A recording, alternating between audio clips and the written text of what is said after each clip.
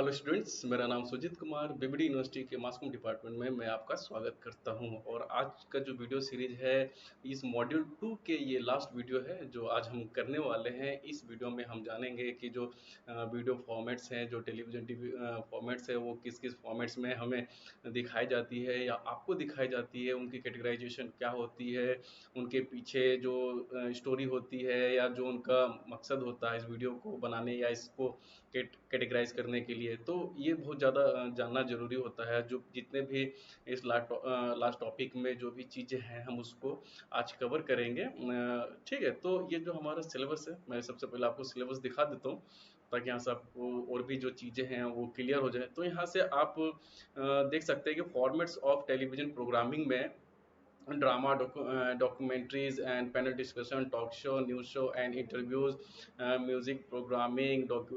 docudrama, TV features and development of जो programs हैं उसके बारे में हम लोग बात करेंगे और जानेंगे कि कौन सी चीज़ उसे डॉक्यूड्रामा अगर है तो उसको डॉक्यूड्रामा हम क्यों कहते हैं, अगर वो डॉक्यूमेंट्रीज है तो उसे डॉक्यूमेंट्रीज क्यों कहते हैं, कौन कौन से ऐसे फैक्ट्स होते हैं जिसके कारण से हम इसे कहते हैं। या जो पैनल डिस्कशन है, तो पैनल डिस्कशन में इसको पैनल डिस्कशन क्यों कहते हैं, कौन से टॉपिक्स होती है या जो करंट अफेयर होती हैं, जो करंट इंसिडेंट होती है उनके ऊपर ये डिबेट चलती है। न्यूज़ शो जो होता है वो न्यूज़ शो कैसे बनता है और ये न्यूज़ शो के पीछे की जो भी मेहनत है, जो भी टीम है, वो वर्क कैसे करती है, तो इसके बारे में हम लोग यहाँ से जानेंगे। तो सबसे पहले जो है हमारा फॉर्मेट ऑफ टेलीविज़न में जो ड्रामा है, तो ड्रामा जो है वो ड्रामा उसे हम क्यों कहते हैं। तो आप यहाँ देख सकते हैं कि जो ड्रामा एक प्ले होता है जिसको लोग प्रेजेंट करते हैं, किसी रियल लाइफ बेस्ड होती है, उसे ड्रामेटाइज फॉर्म में उसको एक्टिंग करते हैं, या तो वो ओपन एक्ट होता है जो ओपन थिएटर में होता है, एम्फी थिएटर कहते हैं, या जो थिएटर होता है जहाँ पे प्ले होता है, तो वहाँ पे इसे करते हैं। इसको करने के पीछे कई तरह की चीज़ें होती हैं। या तो किसी को इंफॉर्मेशन देना इस चीज़ से कि जो भी जो आप रोड एक्सीडेंट होती हैं उससे रिलेटेड हो सकती है, या जो कोई हस्ती है, बहुत बड़ी हस्ती है, उन्होंने सोशल लाइफ के लिए, लोगों के लाइफ के लिए, उनकी लाइफ को अच्छे बनाने के लिए कई तरह के स्ट्रगल किए, तो उस फिर उनके लाइफ को जो उसको ड्रामेटाइज फॉर्म में लिखा जाता है। जो कैरेक्टर उसको क्या कहते हैं कि जो कैरेक्टर उसके जगह पे आता है, जो सब्स्टिट्यूट होता है उसके, वो क्या करता है, वो पूरी स्क्रिप्ट को पढ़ता है, फिर उसे एक्ट करता है लोगों के सामने, और जो पूरी इंफॉर्मेशन है या उनकी जो रियल जो उनकी लाइफ थी, उनके लाइफ के बारे में जो समय उन्होंने कहाँ कहाँ पे कौन कौन से चीज़ों में बिताया, तो उसके लिए ये चीज़ ड्रामा का यूज होता है। ड्रामा का यूज जो होता है बच्चों को इन्फॉर्म करने के लिए या बच्चों को पढ़ाने के लिए या सोशल अवेयरनेस के लिए भी यहाँ पे यूज होता है। कितने स्कूल्स होते हैं जो बच्चों को ड्रामा दिखाते हैं ताकि जो उनकी नॉलेज गेन करने की जो पावर हो वो यहाँ से बढ़ जाए, और वो चीज़ों को किताब में जो वर्ड्स हैं उनके उससे आगे बढ़ करके उसे एक रियल लाइफ में उसे करके दिखाएं कि अगर उनके कोई मोरल इशू है, ठीक है, और मोरल इशू पे अगर कोई एक्ट हो रहा है तो बच्चों को दिखाते हैं कि अगर आप रोड पे चल रहे हैं तो आपको कैसे चलना चाहिए और किन किन चीज़ों का ध्यान रखना चाहिए। आप अपने जो माता पिता हैं उनसे कैसे बात करना चाहिए, बड़ों से कैसे बातें करनी चाहिए, अगर आप झूठ बोलते हैं, झूठ बोलने का जो रिजल्ट होता है वो कैसा होता है। तो ये ड्रामा जो है कई फॉर्म में इसे किया जाता है। जैसे कि आप ने सुना होगा मोनोलॉग। मोनोलॉग में भी क्या होता है, एक पोएट्री को जो होता है या किसी जो कहानी लिखी होती है या नोवेल जो होती है, नोवेल से उठाए हुए कुछ टेक्स्ट या पैराग्राफ के को उसमें पूरी चीज़ को स्क्रिप्ट के फॉर्म में उसे बनाते हैं, और उसे मोनोलॉग के फॉर्म में जितनी भी चीज़ें या स्टोरी उसमें छिपी हुई होती हैं उसको सामने रिप्रेजेंट करते हैं ताकि लोगों को पता चले कि जो चीज़ें बोली गई हैं तो उसे उससे रियल लाइफ में क्या चीज़ें हुई थी, उसको जो रिप्रेजेंट कर रहा है वो कितनी मेहनत कर रहा है, स्क्रिप्ट के पीछे कितनी मेहनत हुई है, और अगर हम उस पर साउंड अगर यूज कर रहे हैं तो साउंड को कब कहाँ पे प्ले करना होता है, कौन से लाइट्स यूज होते हैं, या तो ये डार्क ड्रामा है या नॉर्मल लाइट ड्रामा होता है, तो इसमें भी कई तरह की वैरायटी होती है। और ड्रामा तो एक्चुअली ये ग्रीक वर्ड है, वहाँ से ड्रामा मतलब एक्शन से निकला हुआ है। तो ड्रामा का जो पूरा फंक्शन है वो ऐसे करते हैं। और ड्रामा कोई नहीं, ऐसा भी बहुत महंगा चीज़ नहीं है कि लोग इसे देख नहीं सकते हैं। कम पैसों में भी लोग इसे थिएटर में जा कर के देखते हैं और इस चीज़ को एक्सपीरियंस करते हैं कि रियल लाइफ में चीज़ों को देखना और स्क्रीन पे देखने में कितना फ़र्क होता है। तो कितने टीवी चैनल्स होते हैं जो ड्रामा के फॉर्म में जो प्रोग्रामें बनाई जाती हैं उसको वो ब्रॉडकास्ट करते हैं अपने चैनल के थ्रू, और लोगों को दिखाते हैं कि जो ड्रामा है वो कैसे करता है और कौन-कौन से ऐसी टॉपिक हैं जो इस टॉपिक्स को कवर करती हैं। तो इन सारी चीज़ों को ड्रामा के फॉर्म में ये आती हैं। तो अगर नेक्स्ट चलते हैं, तो ये इंटरव्यूज़ है। इंटरव्यूज़ में को इंटरव्यू की क्यों ज़रूरत पड़ती है और कौन-कौन से ऐसे फैक्टर होते हैं जो इंटरव्यू में जो क्वेश्चनेयर बनते हैं वो क्या-क्या चीज़ों को देख कर के बनाते हैं। जो हमारे गेस्ट हैं, उनके गेस्ट के बारे में पूरी रिसर्च होती है कि उनका जन्म कहाँ हुआ, उनकी जो बर्थ प्लेस है वो कहाँ है, वो कौन से स्कूल में पढ़ाई की है, कौन से कॉलेज में पढ़ाई किया, उनका जो सब्जेक्ट है वो सब्जेक्ट उनका कौन-सा था, किस सब्जेक्ट में उनको ज़्यादा मज़ा आता था पढ़ने में, या उनकी फ़ेवरेट सब्जेक्ट कौन-सी, उनके फ्रेंड सर्कल जो हैं अभी कौन है, पहले जो फ्रेंड्स हैं उनसे बातें होती हैं कि नहीं होती हैं। तो इन तमाम चीज़ों के बारे में हम इंटरव्यू के बारे में अभी देखेंगे कि इंटरव्यू कैसे कंडक्ट होती हैं। जो इंटरव्यू है वो क्या कहते हैं, 2 लोगों के बीच या 5 लोगों के बीच जो कन्वर्सेशन होती है वो फेस टू फेस कन्वर्सेशन होती है, और उनके बारे में और उनकी जो पर्सनल लाइफ है उसके बारे में जानते हैं। इंटरव्यू ऐसा नहीं है कि सिर्फ टेलीविज़न के ऊपर ही होती है। इंटरव्यू जो है वो क्या कहते हैं, न्यूज़ जो रेडियो है उसमें भी इंटरव्यू जो कंडक्ट कराते हैं लोग। जैसे कि अगर कोई प्राइवेट चैनल है तो प्राइवेट चैनल जो हैं इस चीज़ को बहुत ज़्यादा प्रमोट करते हैं या इस चीज़ को ज़्यादा से ज़्यादा कवरेज देते हैं। जैसे कि मान लीजिए कोई टीवीएफ की कोई सीरीज़ है वो लॉन्च हुई है और वो सक्सेस कर गई, तो उनकी जो पूरी कास्ट होती है, जो रेड एफएम है या वहाँ या बिग एफएम है वहाँ पे, या रेडियो मंत्रा है वहाँ पे पूरी कास्ट को बुलाई जाती है और उनके बारे में एक-एक करके 1 घंटे की या आधे घंटे की एक पूरी की पूरी प्रोग्राम बनाई जाती है। तो वैसे ही करके टेलीविज़न में भी सेम चीज़ होती है कि जो हमारे गेस्ट होते हैं या तो हम उन्हें स्टूडियो में बुलाते हैं, या एक लोकेशन हम तय करते हैं कि इस लोकेशन पे हम इंटरव्यू को कंडक्ट करेंगे। जैसे कि आपने कई तरह की इंटरव्यूज़ देखी होंगी किस बहुत चीज़ों से रिलेटेड, जैसे कि अक्षय कुमार और नरेंद्र मोदी जी के इंटरव्यू आपने देखे होंगे, तो वो इंटरव्यू का भी एक पार्ट है जो इन स्टूडियो ना जा कर के एक अच्छी सी जो लोकेशन है आप वहाँ पे भी इंटरव्यू कर सकते हैं। पूरी कास्ट वहाँ पे जाती है, कैमरामैन जाते हैं, डायरेक्टर जाता है, और और लाइटमैन जाते हैं, और वहाँ पे पूरी सेटअप लगाई जाती है, और फिर वहाँ पे क्या कहते हैं इंटरव्यू वगैरह जो है उसको कंडक्ट कराई जाती है। ऐसे करके कई सारी तमाम चीज़ें हैं, कितने शो हैं जो आप इंटरव्यू वगैरह के इसमें देखते हैं। न्यूज़ में अक्सर ये चीज़ें चलती रहती हैं कि इंटरव्यू जो है उसके लिए बहुत ज़्यादा ज़रूरी होती है। तो इंटरव्यू में जो हमारी पर्सनैलिटी हैं या जो बॉलीवुड के पर्सनैलिटी हैं वो आते हैं, या कोई जो राइटर हैं उनकी बुक बहुत अच्छी पब्लिश हुई है और जो रीडर्स हैं उनके रिस्पॉन्स अच्छे मिले हैं, तो उनके बारे में जानने के लिए, या जो कुछ और एग्जांपल ले सकते हैं, या अगर आपको करंट अफेयर्स के बारे में जानना हो तो उस फील्ड के जो बहुत नॉलेज वाले जो इंसान को बुलाया जाता है स्टूडियो में। और उनसे वो सारी तमाम चीज़ें पूछी जाती हैं जो हमारी ऑडियंस है, उस ऑडियंस के तक हमारी जो इन्फॉर्मेशन हम उनसे लेना चाहते हैं वो इन्फॉर्मेशन हमसे मिले। जैसे कि एक वर्ल्ड कप के जब वर्ल्ड कप या आईपीएल चल रहा होता है तो हर एक न्यूज़ चैनल वाले एक स्पोर्ट्स पर्सन जो होते हैं, जो रिटायर्ड होते हैं, जो अभी प्रेजेंट में नहीं खेल रहे, तो उनको बुलाते हैं और उसके बारे में पूरी चीज़ जानते हैं कि आईपीएल कैसे होगा, या आप जब खेल रहे थे तो उसमें कौन सी चीज़ें कैसे खेली जाती थी, उसमें उस वक्त पे कौन सी स्ट्रेटेजी जो थी वो स्ट्रेटेजी अपनाई जाती थी। तो इन सारी तमाम चीज़ों के बीच ये इंटरव्यू जो है वो वर्क कर रहा होता है। अगर यहाँ पे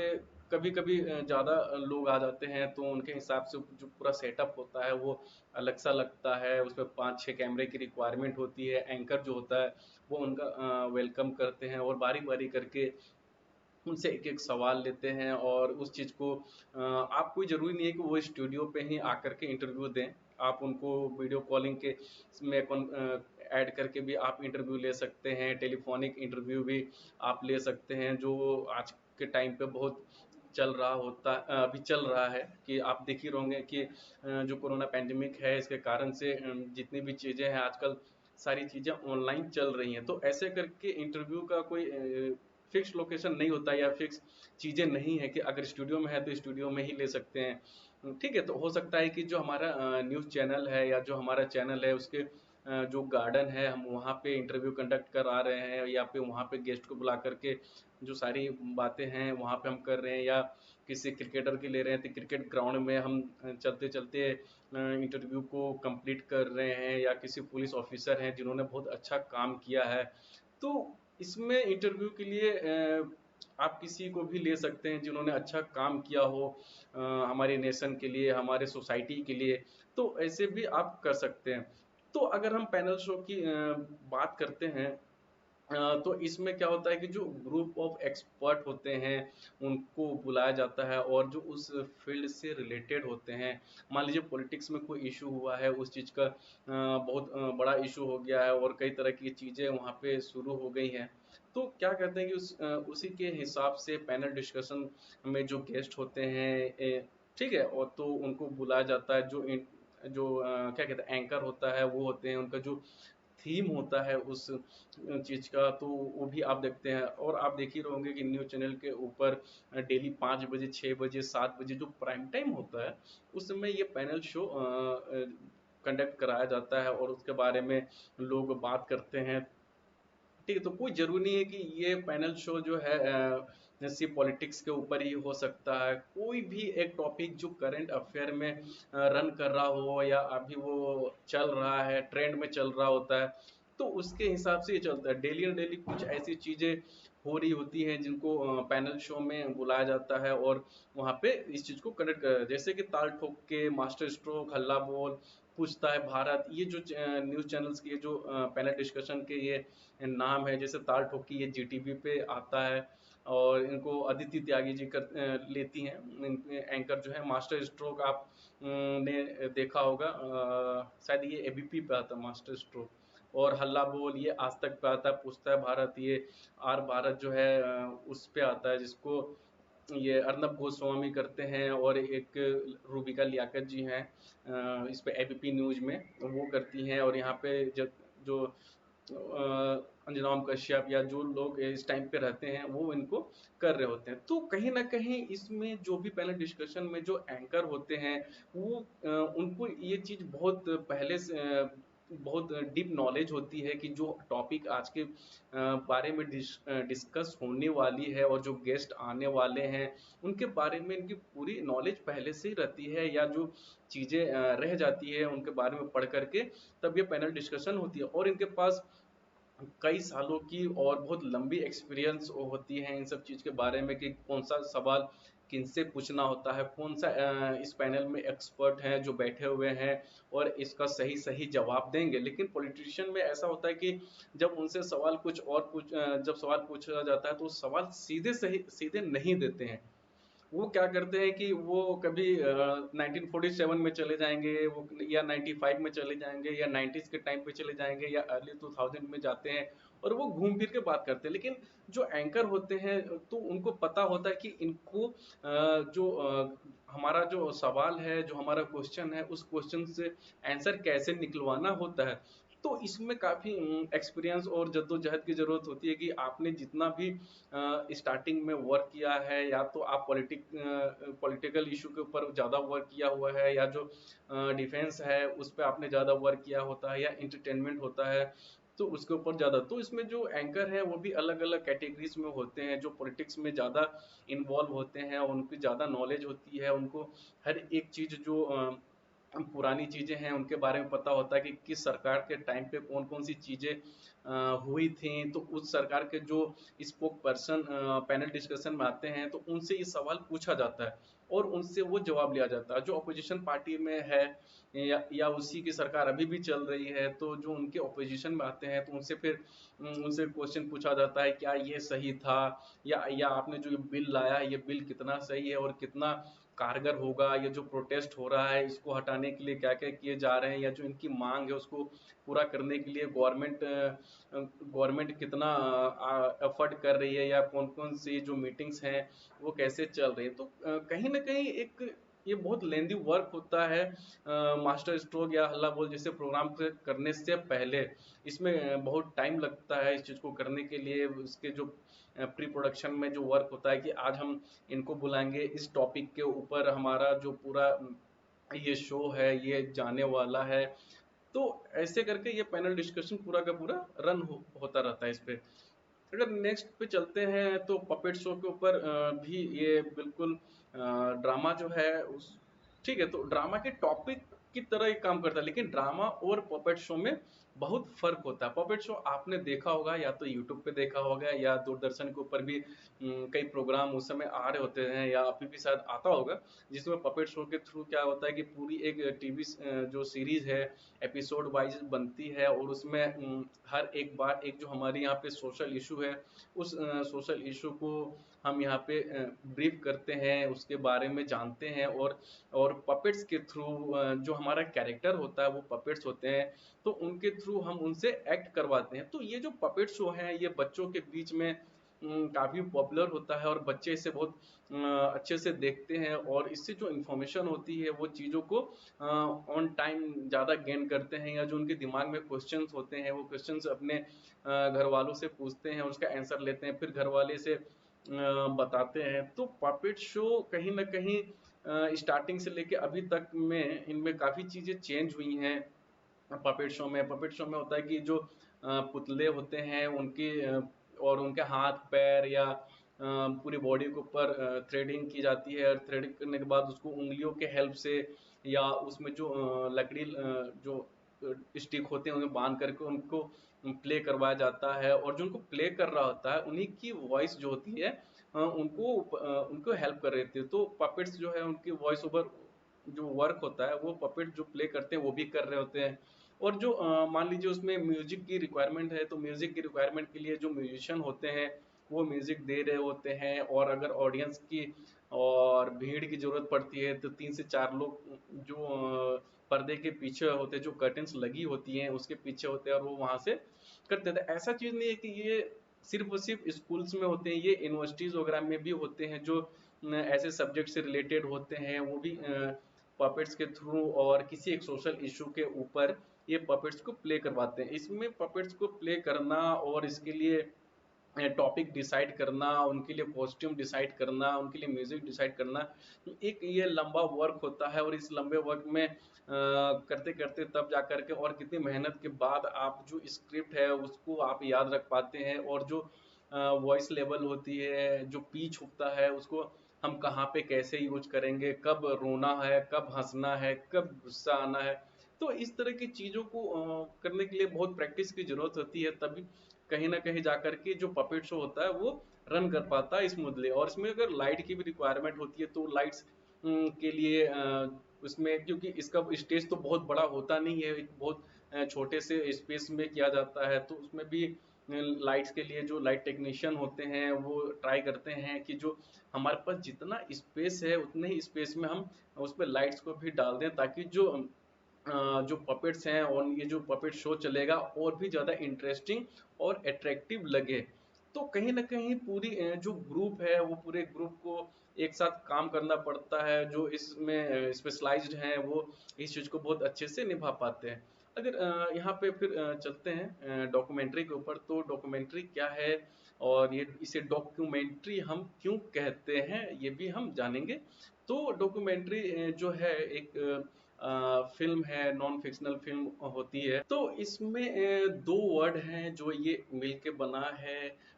एक जो है डॉक्यूमेंट और ट्री, ठीक है? तो ये जो चीज़ें हैं ये नॉन फिक्शन होती हैं, ठीक है, नॉन फिक्शन मतलब कि इसमें कोई इमोशन नहीं होता, इसमें कोई रोता-धोता या हँसता नहीं है, इसमें हम किसी के जो फेस एक्सप्रेशन है, उसके ऊपर हम नहीं करते। ये कई तरह की चीज़ें हो सकती हैं, या तो ये जो फ़िल्म है किसी ऑर्गेनाइज़ेशन के ऊपर बनी हो या एजुकेशन से रिलेटेड बनी हो या किसी की रियल लाइफ़ या इंसिडेंट है उसके ऊपर ये बनी हो। तो इसकी जो चीज़ें हैं वो कहीं न कहीं आपकी जो पुरानी चीज़ बहुत साल पुरानी चीज़ है और उनकी हमें बुक्स मिली हों, उस बुक्स के हेल्प से हम चीज़ों को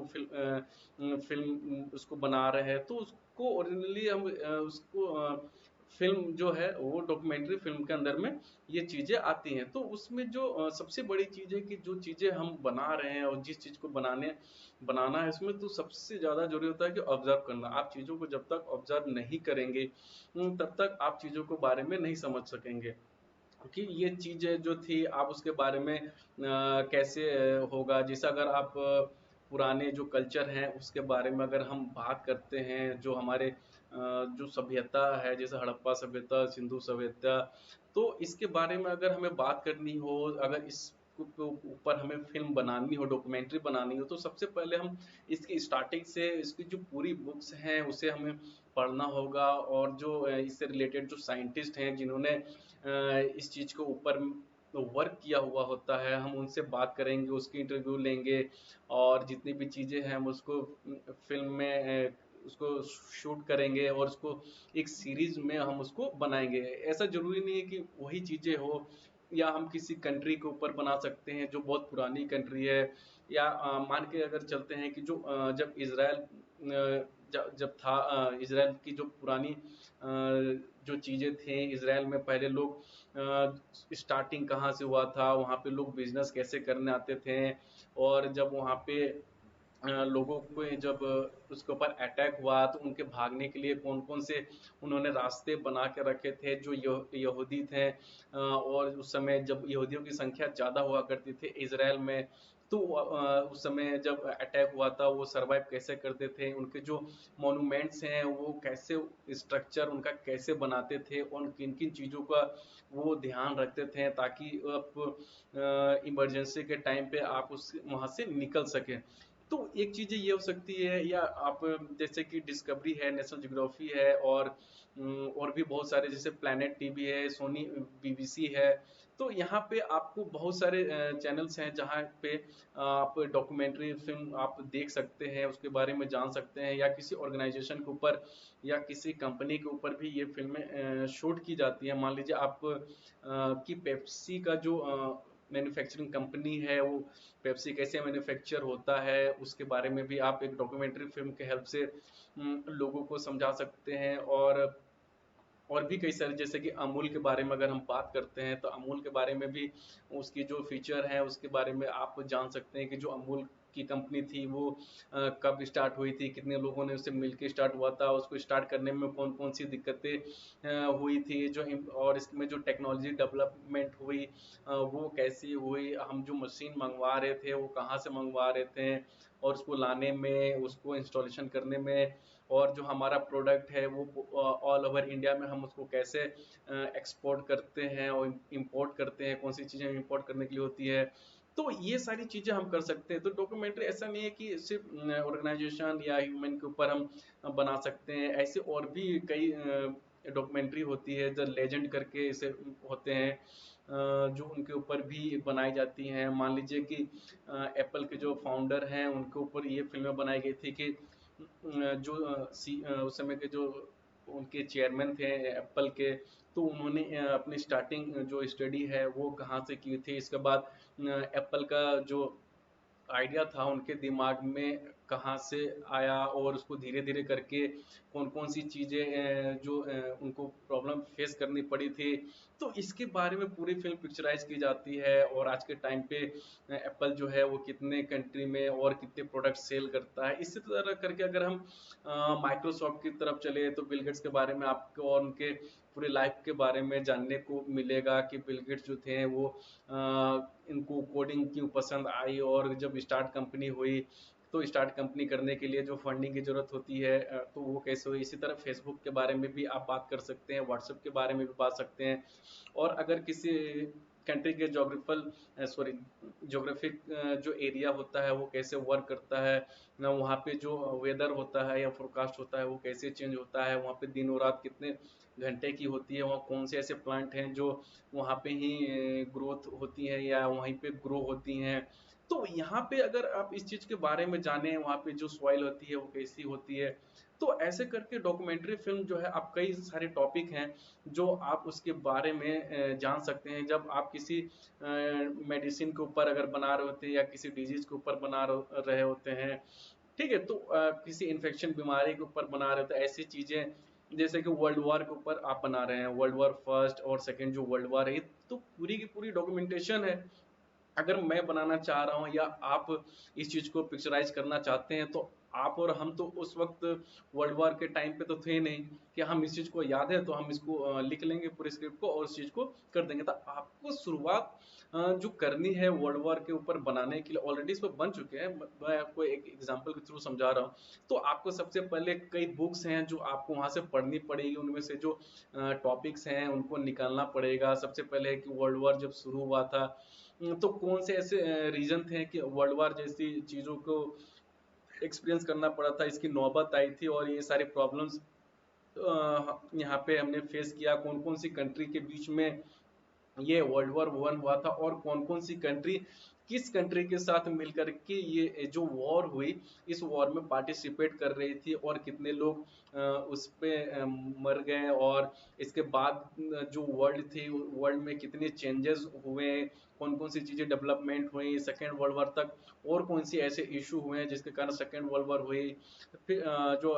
एटम बम गिराया गया उसको, उससे क्या क्या लॉस हुए जापान को। फिर तो एक डॉक्यूमेंट्री जो है यहाँ पे आके खत्म होती है, लेकिन एक डॉक्यूमेंट्री जब हम जापान के ऊपर बनाते हैं, तो जापान की अगर हम स्टार्टिंग लेंगे तो वो स्टार्टिंग हमारी कहाँ से होगी, तो वो हमारी स्टार्टिंग होगी वर्ल्ड वॉर सेकेंड के बाद। फिर जितनी बर्बादी हुई या जितने लॉसेस हुए हैं जापान को, फिर जापान अपने आप को वहां से कैसे डेवलप करना शुरू किया, उसने अपने कौन से ऐसे रूल थे जो और ऐसी कौन सी कल्चर हैं जो उसको बचाते हुए अपने आप को उन्होंने इतना ग्रोथ कर लिया है कि वर्ल्ड में वो सबसे आगे हो गए हैं टेक्नोलॉजी के मामले में। तो ऐसे करके सारी चीजें स्टार्ट होती है। कहीं भी अगर आपको डॉक्यूमेंट्री बनानी होती है, या तो आप एक बेसिक बेस से स्टार्ट करेंगे, जो स्ट्रक्चरल बेस था उस कंट्री का या उस ऑर्गेनाइजेशन का, तो वहां से आपको चीजें उठानी पड़ेगी और उठा करके आपको आज के टाइम तक, प्रेजेंट टाइम तक आपको लाना पड़ेगा, और उसमें जो भी रिक्वायरमेंट होगी उससे रिलेटेड आपको उनकी इंटरव्यूज लेनी पड़ेगी, वहाँ की जो इंफ्रास्ट्रक्चर है उसको दिखानी पड़ेगी, उसमें जो ग्रोथ करने के पीछे जो भी फैक्टर होते हैं उनको आपको दिखानी पड़ेगी। तो ऐसे करके आप एक डॉक्यूमेंट्री फिल्म को शूट करते हैं। तो अगर यहाँ पे डॉक्यूमेंट्री की बात करें तो ये सारे टॉपिक्स हैं जो इसमें कवर, ऑल डॉक्यूमेंट्रीज रियलिटी, ठीक है, और डॉक्यूमेंट्री में भी related to tourism, environment, history, science, technology, etc. जैसा कि मैंने आपको बताया था कि हिस्ट्री के बारे में बताया, साइंस के बारे में अगर हम बात करते हैं तो आप साइंस में मेडिकल से भी रिलेटेड चीज सकते हैं, और टूरिज्म की बात करते हैं तो इसमें कई ऐसे फॉक्स ट्रेवल के ऊपर या जितने भी ट्रेवल चैनल है, टीएलसी हैं और हैं, उसमें आपने देखा होगा कि लोग एक पूरी एक एक कंट्री को घूमते हैं, वहाँ पे हर चीज़ को एक्सप्लोर करते हैं कि वहाँ का जो फूड है, वहाँ पे कैसा फूड होता है, वहाँ के लोग का जो कल्चर है वो क्यों ऐसा है, और वो इस कल्चर को क्यों बचा कर रखना चाहते हैं, और जो फूड है वो कहाँ से ग्रो करते हैं, और उनको खाने से जो इम्यून सिस्टम होता है या इसको क्यों यहाँ पे उगाया जाता है, इस तरह की कई सारी चीज़ें हैं यहाँ पे दिखाई जाती है। वहाँ पे जो लोग रहते हैं उन कौन सी लैंग्वेज में बात करते हैं, वहाँ पे स्कूल्स हैं या जो फैसिलिटी गवर्नमेंट से मिल रही है, तो इन सब सारी चीज़ों में टूरिज्म में ये बनाया जाए। इन्वायरमेंटल के ऊपर जाएं तो ग्लेशियर के ऊपर वीडियोस बनते हैं, ओशियन के ऊपर वीडियोस बनते हैं, अमेजोन के ऊपर वीडियोस बनते हैं, या जो अगर एक एक अगर वेदर की बात करें तो उस वेदर में अगर किसी कंट्री में कौन कौन सी ऐसी चीज़ें हैं जो नेचुरल डिजास्टर होती हैं, उसके पीछे कौन से फैक्टर होते हैं, उसके ऊपर हम बात करते हैं। और टेक्नोलॉजी की बात करें तो आपको जैसे कि मैंने बताया कि फेसबुक हो गया और आप एप्पल के बारे में बात कर लें, ऐसे करके और भी कई सारी टेक्नोलॉजी हैं जिसके बारे में हम बात करते हैं, जैसे रोबोटिक की हो, कई ऐसे देश हैं जो रोबोट के हेल्प से रेस्टोरेंट में, फैक्ट्री में काम लेते हैं। या टेक्नोलॉजी में अगर बात करें तो अगर एयरलाइंस है वो कैसे बनती हैं, उनकी इंजन्स हैं वो कैसे बनते हैं, और जो चीज़ें हैं वो कैसे बिल्ड होती है, ये सारी चीजें हमारी टेक्नोलॉजी, साइंस, इस सब चीजों को कवर कर रही होती है। तो इसमें कहेंगे nowadays there are the channels decided to documentaries only. तो ये बात सही है कि कई ऐसी चैनल्स हैं जो सिर्फ और सिर्फ डॉक्यूमेंट्री को ही दिखाती है, जैसे डिस्कवरी है, बहुत डिस्कवरी और नेशनल ज्योग्राफी और फॉक्स ट्रेवल, ये सब सारी की चीजें हैं जो सिर्फ ये डॉक्यूमेंट्री के ऊपर काम करती है। इनको फिक्शन मूवीज इनके ऊपर लेना नहीं होता। हाँ, ये चीज हो सकती है कि मूवीज के जो लेजेंडरी हैं उनके ऊपर इनकी पूरी बायोपिक और उनके ऊपर पूरी फिल्म ये बनाते हैं, लेकिन डॉक्यूमेंट्री के फॉर्म में बनाते हैं, फिल्म ये नहीं बनाते हैं। तो हर एक चीज में ये अगर हम बात करते हैं, अगर ये विराट कोहली के ऊपर डॉक्यूमेंट्री बना रहे हैं, या धोनी के ऊपर बना रहे हैं, या कपिल देव के ऊपर बना रहे हैं, या जो फिल्म स्टार हैं उनके ऊपर ये बन रही होती है, तो वो डॉक्यूमेंट्री के फॉर्म में दिखाएंगे कि उनकी जो जर्नी स्टार्ट हुई थी वो एक छोटे शहर से या 2 टायर सिटी से, 1st टायर सिटी से कैसे स्टार्ट हुई थी, वो बचपन में कौन सी गेम्स को खेलना पसंद करते थे, या थिएटर जो एक्टिंग करने के लिए वो कहाँ जाते थे, किनके साथ वो जो प्ले होता था या एक्टिंग होता था वो जाते थे, या एनएसडी में उन्होंने कौन कौन सी चीजें देखी। तो ऐसे करके यहाँ पे आपके पास पूरी चैनल की लिस्ट है। एनिमल प्लेनेट है जो एनिमल्स के लाइफ के बारे में, एनिमल्स की जो ग्रोथ होती है उनके बारे में, उन पे कौन सा रिसर्च हो रहा है उसके बारे में, उनके लाइफ फैक्टर के बारे में, जो चैनल्स है एनिमल प्लेनेट उसके बारे में दिखाती है।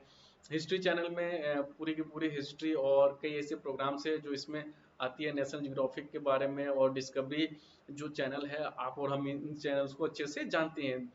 There may many kinds of documentary based on the topic of treatment or tourism, और documentaries have to travelogue format। जैसे कि मतलब कि जैसे कि डेविड रोको जो है उसके बारे में अगर आप वीडियोस देखें, उसको सीरीज देखें, या इंडिया में कितने यूट्यूबर्स हैं जो ट्रैवल डॉक्यूमेंट्री बनाते हैं, अगर वो किसी मान लीजिए वो मुंबई के ऊपर अगर डॉक्यूमेंट्रीज बना रहे हैं तो मुंबई के बारे में वो पूरी चीज़ें होंगी कि मुंबई की शुरुआत, स्टार्टिंग में मुंबई कैसा दिखता था, अब कैसा दिखता है, वहाँ पे लोग जो खाते हैं वो कौन कौन से ऐसे फूड्स हैं वो जो खाते हैं, या जो फैक्ट्रीज हैं वो कौन सी हैं, कौन कौन से ऑफिस हैं, कौन से रोड हैं, वहाँ से क्या क्या चीज़ें इंपोर्ट या एक्सपोर्ट होती हैं। तो ये सारी चीज़ें डॉक्यूमेंट्रीज के अंदर में आती है। तो हिस्ट्री डॉक्यूमेंट्रीज डिपेंड अपन ड्रामा इसमें है, और science documentary relay on animation and computer graphics के हेल्प से बनाते हैं। क्योंकि साइंस में हर एक चीज आप नहीं दिखा सकते। अगर इनसे बात करते हैं ब्रॉडबैंड स्पीड के बारे में, तो ऐसा थोड़ी है कि ब्रॉडबैंड का तार को आपने काटा और कैमरा लगाया और आपने उसकी स्पीड को आते हुए जाते हुए रिकॉर्ड कर लिया, ऐसा नहीं होता है। तो उस चीज को फॉर्म करने के लिए एक पूरी जो इफेक्ट्स होती हैं, आफ्टर इफेक्ट्स होती हैं, उसको यूज करते हैं, और कई सॉफ्टवेयर होते हैं जो इसको यूज करके उस चीज को रियलिस्टिक वे में दिखाते हैं कि जो ब्रॉडबैंड है उसकी स्पीड्स ऐसे कवर करती है। टेलीफोन में जब आप डायल करते हैं तो कौन से मैकेनिज्म है जो वो उस समय एक्टिव होते हैं, और आपने जिसको डायल किया है उनको फोन लग जाती है। तो अगर बात करें सैटेलाइट की, जो सैटेलाइट हमारे जो अर्थ है उसके चारों तरफ घूमती है, तो ऐसा थोड़ी है कि जो कैमरा मैन है वो सैटेलाइट के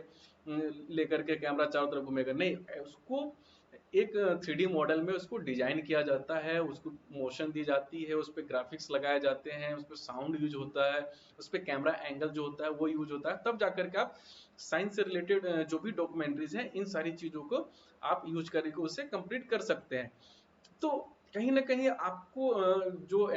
डेवलपमेंट हो रही है चीज़ों के अंदर, आपको जैसे कि फ़ोन के अंदर की चीज़ों को दिखाना होता है, तो उसके लिए आपको ग्राफिक्स और एनिमेशन की ज़रूरत पड़ती ही पड़ती है। तो यहाँ पे टॉक शो की बात करें तो बहुत सारे ऐसे इंडिया में टॉक शो हैं जो अभी भी चल रहे हैं और काफ़ी पॉपुलर भी होते हैं, चाहे इंडिया हो, चाहे हॉलीवुड हो, और फॉरेन की जितनी भी कंट्रीज है वो अपने अपने लैंग्वेज में और अपने अपने थीम पे जो टॉक शो है उसको प्रोड्यूस करते हैं और उसको ब्रॉडकास्ट करते हैं।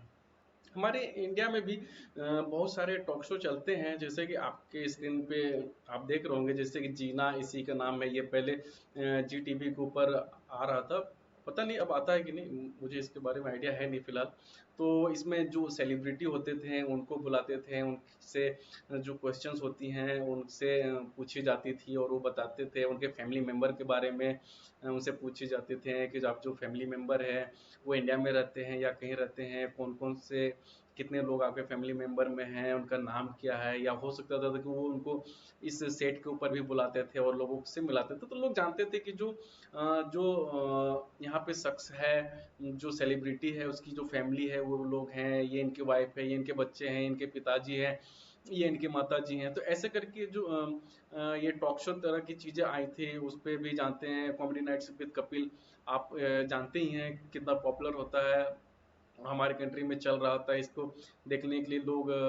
सैटरडे संडे का वेट करते हैं। इसमें कॉमेडी भी होता है और उसमें जो गेस्ट आते हैं वो फिल्म से भी रिलेटेड होते हैं, स्पोर्ट्स से भी लोग आते हैं, या आर्मी से भी लोग आते हैं। तो इसमें जो लोग भी आते हैं उनके बारे में बात करते हैं, उनके बारे में इंफॉर्मेशन लेते हैं, ताकि लोगों को पता चलता है कि जो हमारी लाइफ थी वो लाइफ स्ट्रगल हुई और कहाँ से हमने स्टार्ट किया और अभी कहाँ पे हम स्टैंड कर रहे हैं। तो ये सारी चीजें जो हैं ये टॉक शो में चीजों से निकलती है। कॉफी विद करण है, सीधी बात है, कई तरह के ऐसे एपिसोड हैं जो चल रहे हैं। और फॉरेन कंट्री में भी बहुत सारे ऐसे एपिसोड हैं जो इस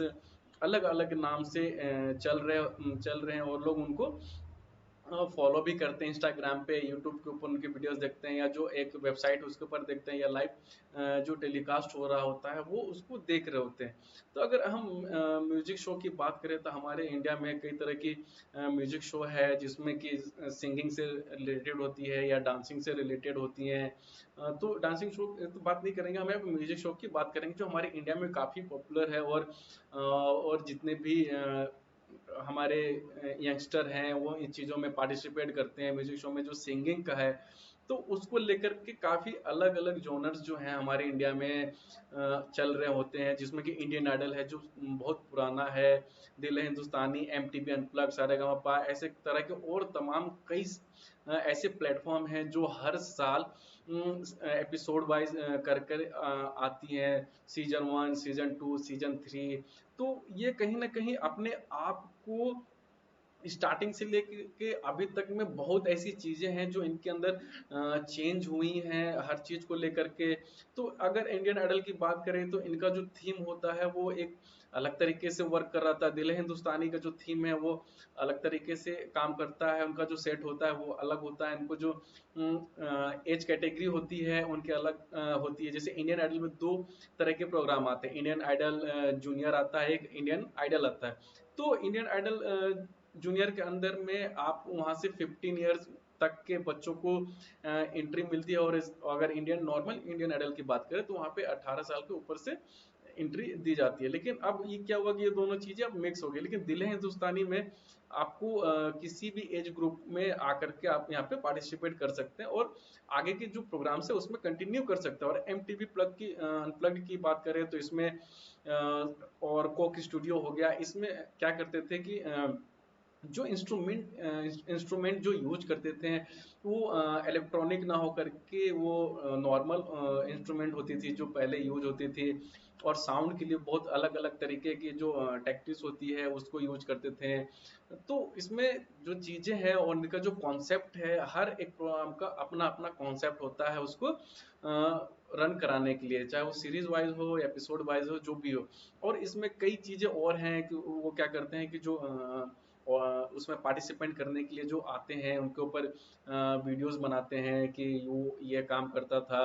और बहुत मेहनत करता था, या घर से भाग करके आया था और मेहनत करते करते और खुद ही गाता था, उसने कहीं पे सिंगिंग सीखी नहीं है और वो आज आकर के यहाँ पे पार्टिसिपेट कर रहा है, इस यहाँ तक इसने आया। तो ऐसे करके तमाम जो चीजें हैं वो आगे ग्रोथ करती जा रही है, उसमें नए नए चीजें ग्रोथ होते जा रहे हैं। अगर किड शो की बात करें या चिल्ड्रन शो की बात करें तो हमारे इंडिया में और फॉरेन में भी कई ऐसे चैनल्स हैं जिनका कॉन्सेप्ट होता है कि चिल्ड्रन से रिलेटेड ही प्रोग्राम बनानी होती है। जैसे कार्टून नेटवर्क आपने देखा होगा, पोगो देखा होगा, और डिज्नी चैनल पे और भी जैसे मूवीज होती हैं। तो इनका जो काम होता है ये मोटू पतलू हो गया, ये जो कृष्णा हो गया, सिंचैन हो गया, तो ऐसे प्रोग्राम प्रोड्यूस की जाती है सिर्फ और सिर्फ बच्चों के लिए। और बच्चों के जो इनका जो टारगेट ऑडियंस होता है वो चिल्ड्रंस होते हैं। और चिल्ड्रंस यहाँ होते हैं तो चिल्ड्रन से रिलेटेड यहाँ पे ऐड भी होती हैं, जैसे हॉर्लिक्स के ऐड आ जाएंगे, च्यवनप्राश के ऐड आ जाएंगे, और क्या कहते हैं, गुड नाइट जो बच्चों के लिए अच्छा होता है उसके लिए ऐड आ जाएंगे, इम्यून सिस्टम के लिए और भी कौन कौन सी रिक्वायरमेंट होती है उससे ऐड आएंगे, और किसी फिल्म की प्रमोशन करनी हो तो ये सारे चैनल्स के ऊपर उनको दिखाया जाता है। तो कहीं ना कहीं इनके जो माइंडसेट जो होता है, इनका जो कॉन्सेप्ट है, सिर्फ और सिर्फ बच्चों के कॉन्सेप्ट के ऊपर काम करता है। उनका जो रिसर्च वर्क होता है, जो रिसर्च टीम होता है, तो उनका काम होता है कि जो चिल्ड्रंस हैं उनकी जो रिक्वायरमेंट है वीडियोस देखने के वो किस तरह के हैं। तो इसमें क्या होता है कि एजुकेशनल वीडियोस भी ये एनिमेशन के थ्रू यहाँ पे रन कराते हैं, ताकि उसमें जो बच्चे हैं वो बच्चे इसके थ्रू देख भी सके और चीज़ों को सीख भी सके। तो ये काफ़ी पॉपुलर है, यूट्यूब पे भी ये बहुत सारा चलता है। बच्चे कई कई घंटे मैंने देखा है वो मोबाइल लेकर के बैठे रहते हैं, और साउंड और इफेक्ट्स को देख करके वो इससे बिल्कुल अट्रैक्ट हुए रहते हैं, और दिन भर वो इसी चीज़ के ऊपर डिपेंड रहते हैं। खाना खाते हैं मोबाइल के साथ और इसी वीडियोस के साथ देखते रहते हैं। तो मिकी माउस क्लब हाउस की बात कर रहे थे, इसमें जो बच्चों के लिए है एजुकेशनल वीडियोस के साथ ये बनाई जाती है, the new adventures of Winnie the Pooh. ये एजुकेशनल नहीं है, लेकिन ये काफ़ी पॉपुलर शो है, जो उस समय 90s में और 2000 अर्ली तक ये चीज़ें आ रही थी, और उनके ऊपर एक मूवीज़ भी आ चुकी है, आप उसको दे सकते हैं मिस्टर, ठीक है। तो ऐसे करके बहुत सारी मूवीज जो है हर साल बच्चों के लिए आती हैं, बच्चों से बेस्ड आती है, ताकि उसमें बहुत सारी जो रिस्ट्रिक्शन होती हैं कि आप बच्चों के फिल्म में ये सारी चीजें यूज नहीं कर सकते। जैसे टॉम एंड जेरी है किड्स, पहले टॉम एंड जेरी आता था, अब टॉम एंड जेरी किड्स के फॉर्म में आते हैं। जो टॉम और जेरी है वो दोनों बच्चे हैं, और जो टॉम एंड जेरी हम देखते थे अपने टाइम पे उसमें बड़े टॉम एंड जेरी होते थे। निंजा टर्टल्स है, निंजा टर्टल्स के ऊपर भी फिल्म बन चुकी है। तो आप इन सब चीज़ों को और उनके कॉन्सेप्ट के हिसाब से चीज़ों को आप देख सकते हैं। अगर न्यूज की बात करें तो इसमें एंकर्स होते हैं, जो एंकर्स होते हैं वो न्यूज को पूरा डिस्क्राइब करते हैं और उसको बताते हैं, चाहे वो ब्रेकिंग न्यूज हो या कल की न्यूज हो, या जो न्यूज हो चुकी है तो उसके बारे में होती हैं। एक्सपर्ट को बुलाते हैं, उसके बारे में उनके ओपिनियन लेते हैं, चाहे वो फ़ोन कॉल के थ्रू ही हो, उनको ऐड करते हैं या स्काइप से ऐड करते हैं या जूम से ऐड करते हैं। तो ऐसे करके वो सारे रिजल्ट, ओपिनियन पोल होते हैं, कई सारी की चीज़ें हैं जो न्यूज के अंदर में कवर की जाती है। तो ये हमारा जो वीडियोस है यहाँ पे कंप्लीट होता है। तो हम मिलेंगे मॉड्यूल 3 के जो टॉपिक नंबर 1 है उसमें हम सेकेंड वीडियो वीडियो हो रहा है, introduction to internet and world wide web. तो इसके बारे में हम नेक्स्ट वीडियो में बात करेंगे। मॉड्यूल 3 की स्टार्ट हमारी इस टॉपिक के साथ होगी। तो मिलते हैं नेक्स्ट वीडियो में, मॉड्यूल 3 के जो टॉपिक नंबर 1 है उसमें मिलते हैं। तब तक के लिए बाय।